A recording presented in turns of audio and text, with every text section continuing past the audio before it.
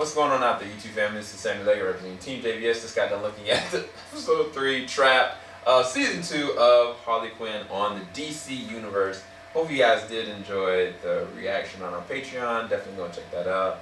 But as far as the episode is concerned, I thought it was nuts. It was really nice inclusion to bring in Catwoman and the Trapper involved into this episode. The Trapper is freaking nuts. Like, he is straight up dangerous.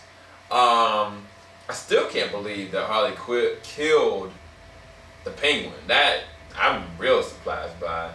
I really am surprised by it. But the more fascinating thing is that in this episode, the relationship with Poison Ivy and Catwoman. Whereas, I mean, most of the time when you think about Poison Ivy, she's normally kind of like to herself and doing her own thing.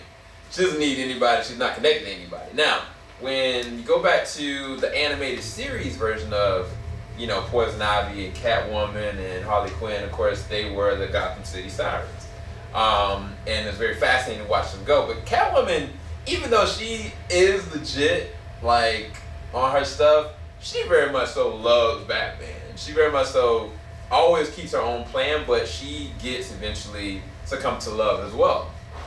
But it's like in this episode, she kind of just like steals the air from Poison Ivy and kind of like almost makes her doubt her whole life. And Poison Ivy kind of warned Harley, like, yeah, this is probably going to happen, so just before. But I don't think Harley caught the drift until she really watched it. Like, this woman legit stole the jacket off of Poison Ivy just because she could.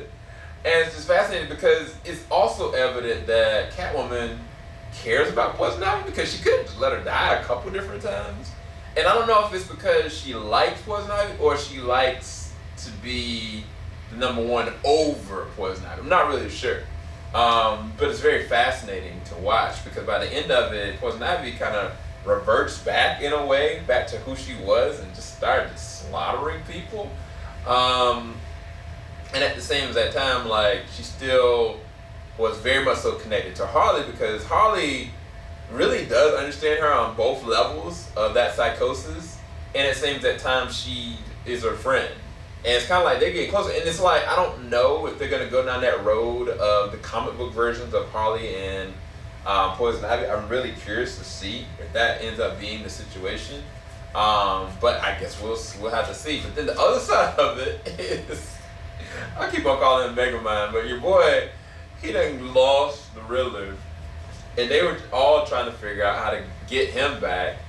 And then you find out, like, at the end, like, what Riddler's real plan was. And it was all pretty funny. I mean, I think that the last episode was funnier than this episode. I think this one was more shock value and just the fact of what Harley was doing.